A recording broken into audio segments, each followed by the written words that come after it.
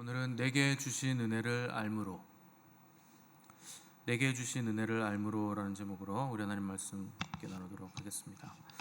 흔히 우리가 십자가를 묵상할 때 이 두 개의 나무가 있는데, 위에 있는 위쪽으로 향하는 수직의 나무는 하나님과의 관계를 말하고, 또 옆으로 향하는 수평의 나무는 사람과의 관계를 말한다.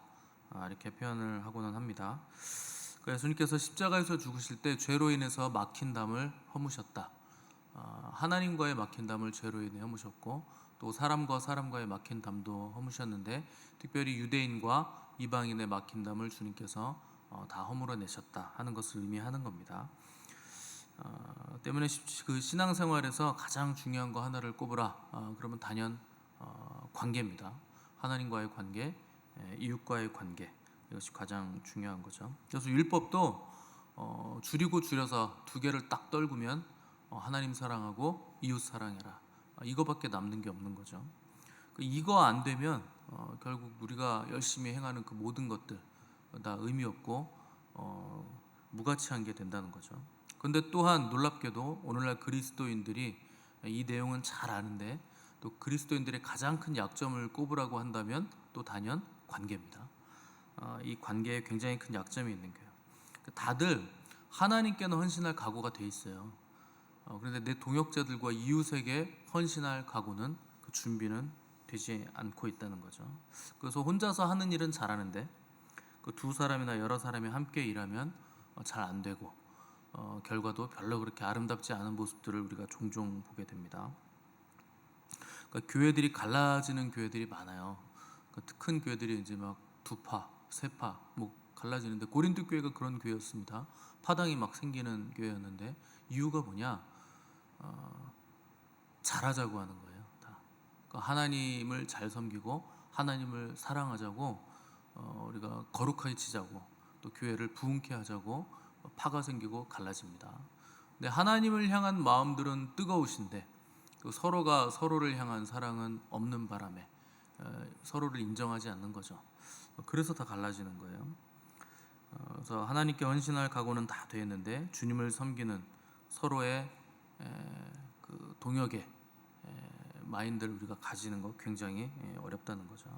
오늘 본문에서 바울은 균형 잡힌 관계의 모범을 잘 보여주는데, 특별히 바울의 사역에 있어서 수평 수직 관계를 잘 유지하는 거 우리가 볼 수 있습니다.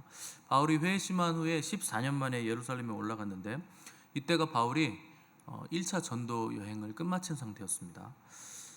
꽤 오랜 시간이 흘렀죠. 근데 여전히 바울의 신앙, 복음, 선교에 대한 열정, 이런 것들은 하나도 변함이 없고 흔들리지 않았음을 보게 됩니다. 원래 타국에 나가서 선교하는 사람들은 많은 약점이 있습니다. 그래서 우리나라 그 선교사들도 5년 되면 이렇게 본국으로 소환하게 돼 있어요. 보통 이제 안식년 6년 하고 7년째 소환하는데, 선교 사역하시는 분들, 특별히 타국에 가시는 분들은 5년 하면 이제 소환을 합니다. 왜 그러냐? 타국의 문화하고 토착 종교에 부딪혀서 신학이 흔들리고 신앙과 믿음이 흔들립니다. 그 사람은 환경에 취약하기 때문에 5년 정도 지내면 거기에 이제 스며들고 녹아들게 되어 있거든요. 그래서 건강했던 믿음과 신학이, 또 신앙이 변질되는 경우가 많기 때문에 5년 정도 되면 불러드립니다. 그래서 안식년을 가지게 하죠. 근데 그걸 안 하면 흔들려요. 그래서 예전에 이슬람 선교 갔다 온 분이 나중에 이슬람으로 개종하는 일이 있었습니다. 개신교 선교사예요.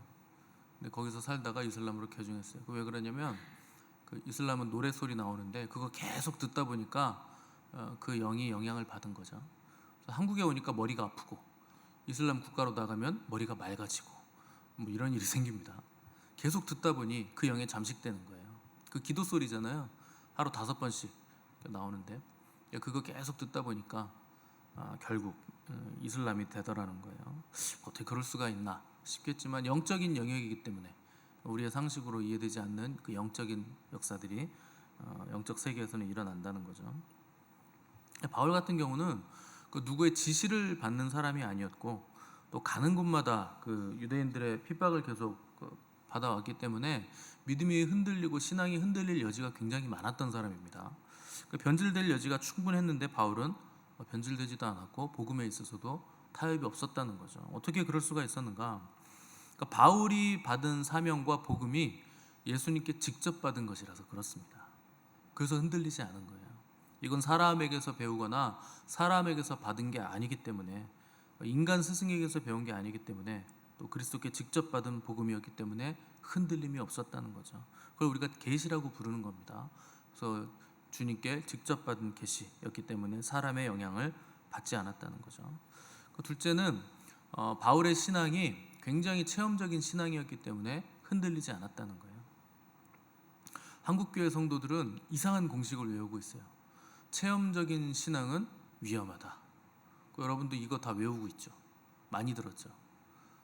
체험 신앙은 위험하다. 아주 그냥 공식처럼 달달 외우시면서 누가 체험했다 그러면은 위험해.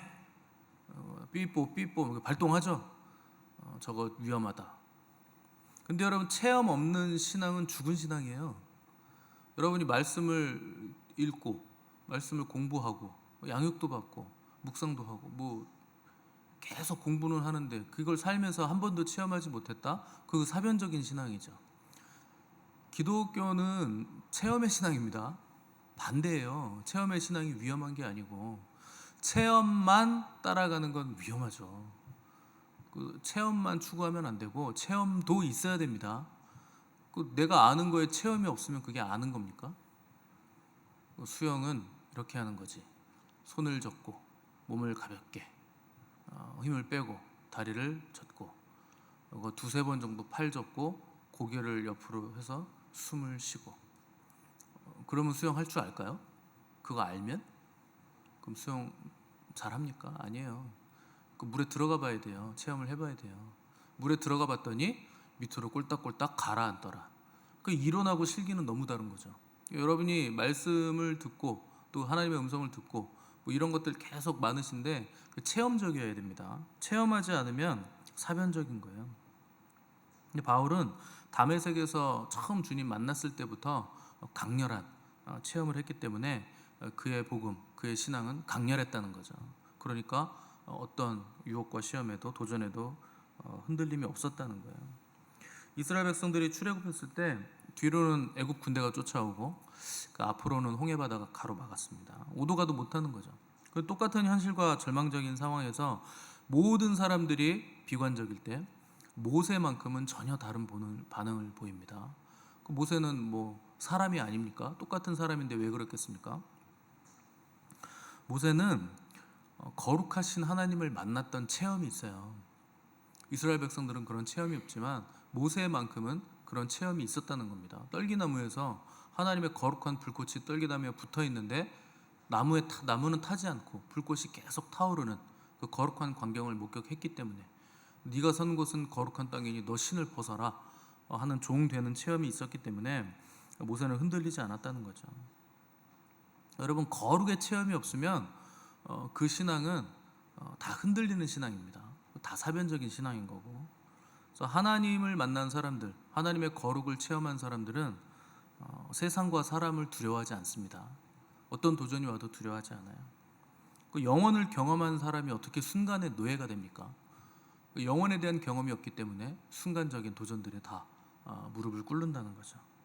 예수님은 사랑하는 그 수제자들 3명을 데리고 변화산에 올라갔어요. 베드로, 야고보, 요한을 데리고 산에 오르셨는데 그때 주님은 순식간에 변화돼서 얼굴이 해같이 빛나시고 옷이 하얘졌죠. 빛과 같이 희어졌죠.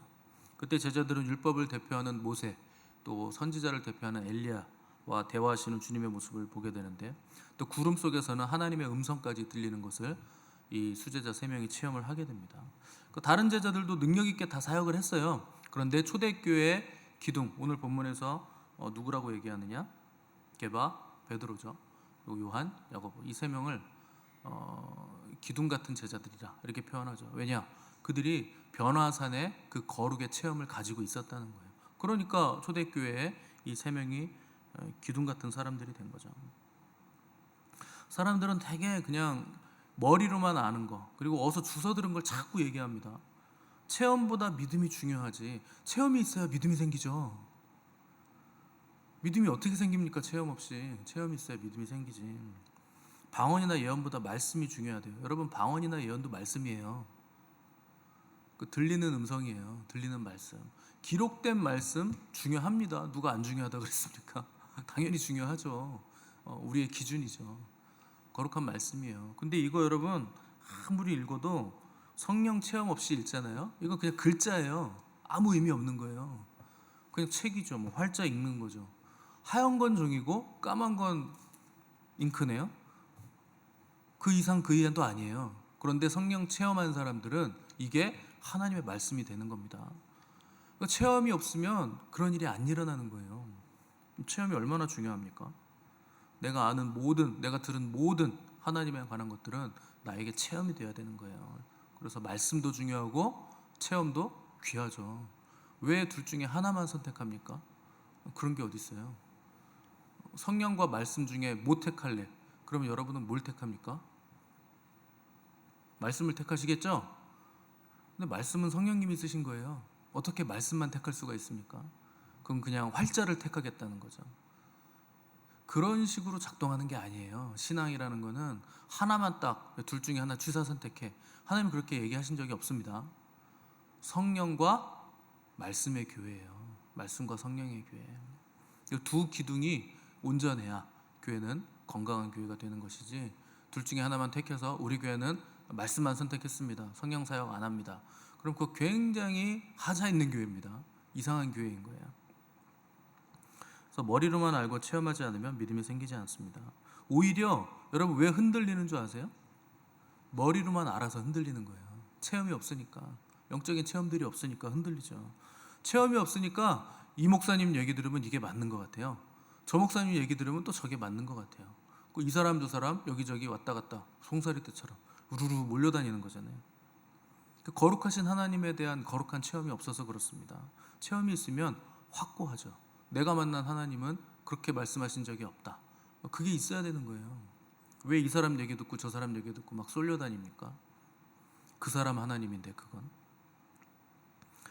그래서 영적 지도자들에게도 학위나 지식이나 이런 게 필요한 게 아니에요. 말씀을 잘 쪼개서 가르치는 거 훌륭하죠. 귀하죠.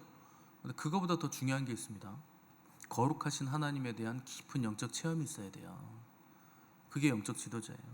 그래야 사람들을 인도해 갈 거 아닙니까? 모세처럼 자기가 체험한 것만큼만 인도해 갈 수 있는 건데.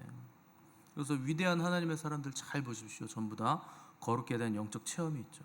그 영적 체험은 너무 신기한 거 체험해서 이게 아니에요. 하나님의 살아계심과 그분 앞에 선 그 경외감으로 자아가 산산이 부서지는 체험을 했다는 거예요. 화로다 나여 망하게 되었도다. 그런 체험이 있어야 하나님 앞에서 겸손하게 사역을 할 수 있는 토대가 마련이 된다는 겁니다. 그 체험 다음에 또 바울에게 있었던 게 뭐냐?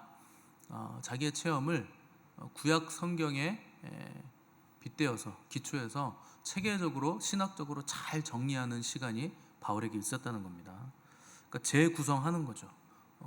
구약을 토대로 신학적인 재구성을 하는 거죠. 그게 신약 성경이 된 겁니다. 바울이 그렇게 편지를 통해서 정리를 잘 해줬기 때문에요. 그래서 자기 체험을 성경적으로 잘 정리하고 조직화하는 능력, 이게 필요한 거죠. 그래서 이것을 바울이 잘 정리해서 예수 그리스도의 복음이라는 굉장히 파워풀한 신학으로 바울은 잘 정립을 해놓은 거예요. 그렇게 잘 정리하고 조직화시키고 정립해 놓으니까 어떤 공격이 와도 방어할 수가 있게 됐다는 겁니다. 신학의 체계가 잡혀졌기 때문에. 그래서 이 복음을 전할 때마다 그리스도의 능력이 바울 안에서 역사했다는 것이죠. 그러니까 흔들림이 없었다는 거예요. 그래서 로마서에서 내가 복음을 부끄러워하지 아니하노니 이 복음은 모든 믿는 자들에게 구원을 주시는 하나님의 능력이다. 이렇게 표현하고 있죠. 복음의 능력은 구원의 능력이라는 것. 바울이 잘 정리해서 이 복음을 이방인들에게 전해봤더니 그들에게 구원이 임하더라는 거예요. 그러니까 복음의 능력은 구원의 능력이죠. 죽어서 천국 가는 구원이 아니라 일상생활에서 우리가 잡혀있던 모든 것들로부터 자유를 얻게 되는 구원의 능력이 이 복음 안에 실제적으로 역사를 하더라는 겁니다. 이런 이유들로 인해서 바울은 타협하지 않고 흔들림이 없었다. 근데 그렇다고 바울이 또 다른 그 사도들에 비해서 내가 받은 복음만 진짜야. 그러니까 내가 잘났어. 뭐 이런 스탠스를 취했느냐? 그런 게 아니에요. 자기가 받은 것만 주장하는 사람이 아니었다는 것이 또 바울의 훌륭함입니다. 그래서 8절 보시면 베드로에게 역사하사 그를 할례자의 사도로 삼으시니가 또한 내게 역사하사 나를 이방인의 사도로 삼으셨느니라. 역사라는 단어가 에네르게이아인데 이게 부린다, 그러니까 심부름시킨다, 부린다 이런 뜻입니다. 그러니까 베드로를 부리신 분도 하나님이시고 또 나를 부리시는 분도 하나님이시다. 심부름을 시키셨다 이런 뜻이에요. 둘 다 심부름꾼인데 누가 잘나고 누가 못나고 그런 거 없다는 거예요. 다 똑같이 하나님의 심부름꾼이다. 그래서 7절 보시면 2장 7절 도리어 그들은 내가 무할례자에게 복음 전함을 맡은 것이 베드로가 할례자에게 맡음과 같은 것을 보았다. 그러니까 바울이나 베드로나 뭐 누가 됐든지 간에 사도들은 복음을 맡아 전하도록 심부름꾼으로 부르심을 받았다. 그 복음 전하는 일을 맡긴 분도 한 분이시고 능력을 주시는 분도 한 분 하나님이시다. 심부름하는데 내 생각, 내 주장 필요 없다는 거죠. 저 어렸을 때 어머니가 맨날 그 시장이 가까워가지고 심부름 시켰습니다. 콩나물 500원, 두부 한 모, 간장 하나 사오라는 거죠. 그러면요 이거 잊어버릴까봐 노래 부르면서 가는 거예요. 콩나물 500원, 두부 한 모, 간장 하나. 두부 500원인가? 헷갈리는 거죠. 그러니까 노래 부르며 가는 거예요. 그러니까 만약에 아니야 간장보단 참기름이 날 것 같아요. 그래서 참기름 사가면 비 오는 날 먼지 안 날 정도로 먼지 날 정도로 맞는 거죠. 사오라는 걸 사와야지. 심부름꾼은 심부름 시킨 대로 해와야 되는 거예요. 자기 생각대로 하면 안 된다는 거죠. 그러니까 바울은 내가 심부름꾼이고 베드로도 심부름꾼이고 요한도 야고보도 다 심부름꾼이다. 우리는 시킨 거 하는 사람들이다. 누가 잘나고 못난 거 없다. 그 얘기하는 거죠. 그래서 바울은 이 심부름꾼으로서의 삶을 이게 은혜다 이렇게 표현을 한 겁니다. 9절 보시면 또 기둥같이 여기는 야고보와 게바와 요한도 내게 주신 은혜를 알므로 나와 바나바에게 친교의 약수를 하였으니 우리는 이방인에게로 그들은 할례자에게로 가게 하려 함이라. 바울이 받은 은혜, 베드로가 받은 은혜, 야고보와 요한이 받은 은혜 분량이 다르고 하는 일이 다 다르지만 은혜를 주신 분은 한 분 하나님이시다. 그래서 우리는 모든 성도와 교회는 사도는 다 하나다. 하나님이 한 분이시니까 모든 게 다 은혜이고 한 분 하나님 섬기는데 위화감이 없다는 거죠. 그런데 그럼에도 불구하고 각 사람과 역할에 있어서 다름이 있다. 베드로는 유대인의 사도로 부름을 받았고 나 바울은 이방인의 사도로 부름을 받았다. 분야가 다르지 않느냐. 그러나 한 분 하나님이 각자의 위치, 각자의 역할에 맞게 각자에 맞는 은혜를 주셨다. 그러니까 토기장이가 흙을 빚어서 어떤 흙은 뭐 밥그릇으로 만들고 어떤 흙은 요강으로 만들고 또 어떤 흙은 꽃병으로 만듭니다. 그러니까 각자에 맞게 만들어 주신다는 거예요. 은사가 다르죠. 그 요강이 나는 진짜 어떻게 하다가 요강이 돼가지고 맨날 똥오줌이나 받고 저 꽃병은 저렇게 아름다운 꽃을 귀하게 꽂아놓고 예쁘게 저렇게 고고하게 저렇게 있을까? 내 인생은 뭔가? 그런 얘기 할 필요 없어요. 여러분 꽃병을 자주 씁니까? 요강을 자주 씁니까? 너무 더러운 얘기를 해가지고 죄송한데 새벽부터 밥그릇이라고 합시다. 밥그릇. 누구는 꽃병이고 나는 왜 밥그릇으로 만들어졌을까? 꽃병은요 일주일에 한 번, 한 달에 한 번 꽃이 없으면 그냥 먼지 쌓입니다. 쓰질 않아요. 밥그릇은 매끼 하루 3번 계속 써요. 그 꽃병은 몇 번 안 닦아줍니다. 꽃 새로 넣을 때나 한 번 헹구고 물 넣고 닦아주지. 밥그릇은 하루에 3번 닦아줘요. 얼마나 자주 손길을 받습니까? 주인의 손길을. 그러니까 쟤는 귀하고 나는 천해. 그런 거 없다는 거예요. 자주 쓰는 게 귀한 거지 뭐 가만히 놓으면 그건 골동품이죠. 그래서 토기장의 필요에 따라 그분의 쓸모에 따라 우리를 빚으시고 지으셨다. 필요에 따라 만드셨다. 그래서 9절에 내게 주신 은혜를 알므로 이런 표현이 나오죠. 내게 주신 은혜를 내가 알았다는 거예요. 저 베드로는 맨날 유대인들에게 복음 전하느라고 이스라엘 땅 안에서만 그냥 왔다 갔다 하면서 유대인들 교회가 얼마나 베드로를 잘 섬겨주는지 몰라. 나는 맨날 이방인들 아예 아무것도 모르는 생짜들한테 가서 이거 전해야 되고 다 설명해야 되고 매일 처음부터 똑같이 새로운 사람 만날 때마다 처음부터 끝까지 다 전해야 되고 교회 세우는 것도 쉽지 않고 이런 불평할 필요가 없다는 거예요. 그게 나에게 주신 은혜고 나에게 주신 몫이라는 거죠. 그래서 나에게 주신 은혜가 중요하면 저 사람에게 주신 은혜 그것도 중요하지. 다 필요하지. 이런 깨달음이 있어야 된다는 거예요. 그래서 내게 주신 은혜를 알므로 다른 사람에게 주신 은혜도 내가 알게 됐다. 얘기를 하고 있는 거죠. 그러니까 변화산에 올랐던 세 제자는 초대교회 그 세 개의 기둥이라고 표현을 했습니다. 기둥이 하는 일이 뭡니까? 각자의 자리에서 서로 하중을 나눠 바치는 거죠. 근데 내가 오늘 피곤해. 기둥 하나가 야 나 오늘 좀 쉴게. 기둥이 쉬면요, 그거 무너지는 거예요. 속절없이 무너집니다. 한쪽 하중이 바치던 게 없어졌기 때문에. 근데 바울은 그 유명한 초대교회의 세 기둥들과 악수를 나눴다는 거예요. 악수라는 게 뭡니까? 원래 페르시아에서 이 악수가 유래한 건데 그 양쪽이 죽기 전까지 전쟁을 했어요. 마지막에는 휴전을 하면서 야 이러다 우리 둘 다 망하게 생겼다 그만하자. 그래가지고 이제 손을 맞잡은 것이 악수로 유래한 건데 무슨 뜻이냐? 내 손에 칼이 없다. 빈손이다. 그래서 손을 맞잡은 겁니다. 그리고 우리는 이제 동등하다. 평화롭게 지내자. 이 의미가 있는 거죠. 평화, 평등과 동등. 그리고 더 이상 폭력을 사용하지 않겠다. 내 손에는 이제 칼이 없다. 그 동등하고 평화롭고 다르지만 결국 같다 하는 개념이 이 악수인데 바울이 그 초대교회 세 기둥들과 악수를 나눴다는 거예요. 그러니까 이제 동등하고 우리는 누가 더 권위자고 그런 게 없다는 겁니다. 바울은 그들로부터 파송받은 사람이 아니에요. 예수님께 직접 파송받은 사람이기 때문에 베드로나 야고보나 요한이나 바울이나 다 똑같은 사도라는 거죠. 그래서 동등하기 때문에 존중하고 존중하기 때문에 또 하나님 안에서 사명을 받았기 때문에 사랑하는 관계로 들어갔다는 겁니다. 그래서 사람들이 죽기 전에 가장 많이 하는 후회가 뭐냐면 사랑하지 못한 것에 대한 후회입니다. 뭐 돈을 많이 벌지 못해서 후회스러워요. 공부를 더 많이 하지 못해서 후회스러워. 이런 얘기는 안 해요. 대개 사람들은 사랑하지 못해서 후회를 많이 하죠. 그러니까 세상에서 가장 마음 아픈 일이 뭐냐? 사랑해야 될 대상을 사랑하지 못한 거. 이게 제일 마음 아픈 일입니다. 그 왜 사랑해야 될 대상인데 멍충이도 아니고 사랑하지 못했을까요? 이유는 하나예요. 겸손하지 못했기 때문에 그래요. 사랑하지 못하는 이유는 교만 때문에 그렇습니다.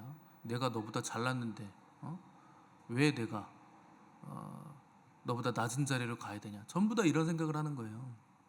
낮은 자리로 가지 못하면 사랑 못합니다. 여러분 누가 사랑받는 줄 아세요? 교만한 사람은 사랑 못 받아요. 여러분 교만한데 사랑받는 사람 보셨어요? 별로 없어요. 그 이상한 거예요. 항상 누가 사랑받느냐? 낮은 자리에 있는 사람, 낮아지는 사람, 겸손한 사람. 그 사람이 어딜 가도 사랑받습니다.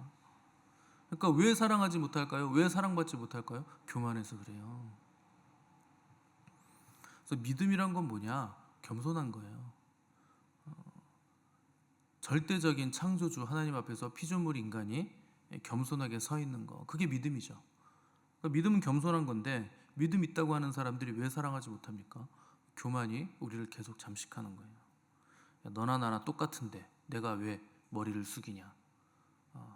네가 잘났냐? 내가 더 잘났지. 이런 마음들이 기본적으로 우리 안에 있기 때문에 너무나 이 마음들이 빨리빨리 고개를 들기 때문에 우리가 사랑할 사람들을 사랑하지 못하는 거죠. 이사야 선지자는 하나님의 보좌 앞에 섰을 때 화로다 날 망하게 되었다. 왜 그러냐? 내 주댕이가 문제구나. 그러니까 천사가 와서 숯을 가지고 와가지고 입을 찢어버립니다. 이제 네가 깨끗해졌다. 보좌 앞에 서면 자의식이 설 자리가 없어요. 늘상 우리는 자의식이 문제죠. 그 보좌 앞엔 하나님의 거룩과 영광만이 있는데 그 죄가 없는 천사들도 얼굴을 가릴 수밖에 없는 그곳이 보좌 앞인데 우리는 그 앞에 서 있으면서도 늘상 찬양의 제사 드리며 보좌 앞으로 나아간다고 하면서도 내 자아가 날카롭게 살아 있다는 거죠. 그렇기 때문에 우리가 하나님도 사랑하지 못하고 우리 동역자들도 사랑하지 못하는 한계성에 늘 갇혀 있게 된다는 겁니다. 교회 안에는 다 다른 사람들이야. 같은 사람 하나도 없죠. 다양하죠. 그렇기 때문에 우리가 더 사랑할 수 있는 겁니다. 여러분, 나랑 똑같은 사람이 있으면 사랑이 되던가요? 꼴 보기 싫어요. 나랑 똑같은 사람이 있으면. 여러분, 양심적으로 생각을 해보세요. 나 하나도 참 힘든데 나 같은 사람이 2명 있어 보세요. 감당이 되겠습니까? 내가 2명이야. 제가 가끔 사모님 때 그런 얘기할 때 있어요. 나랑 똑같은 애가 하나 더 있어. 그거 뭐 어떨지 모르겠지만 감당이 되겠어요? 다양하기 때문에 우리는 서로가 존중해 줘야 되는 거고, 그게 은혜인 것이고 사랑할 수 있는 거예요. 내가 받은 은혜가 귀하면 그 사람이 받은 은혜도 귀하죠. 내가 받은 그 하나님의 사랑이 너무 소중하면 그도 하나님의 사랑 받은 거 인정을 해줘야 되는 거예요. 내가 거룩의 체험이 있었다면 그에게도 거룩의 체험이 있을 것이고, 그 거룩의 체험이 있다면 삶이 거룩해져야죠. 체험만 있고 끝나면 무슨 소용입니까? 내가 능력의 체험을 했다면 능력 있는 삶을 살아내야죠. 가장 능력 있는 삶은 어떤 삶입니까? 죽는 삶이에요. 가장 큰 능력은 십자가의 능력이기 때문에 우리가 십자가 예수 그리스도를 알고 믿었다면 그분이 십자가에서 이루신 그 사랑, 그 능력, 그 능력의 길을 우리도 걸어가야 된다는 겁니다. 그래서 주님께서 보이신 생명의 길이 십자가의 길이었다.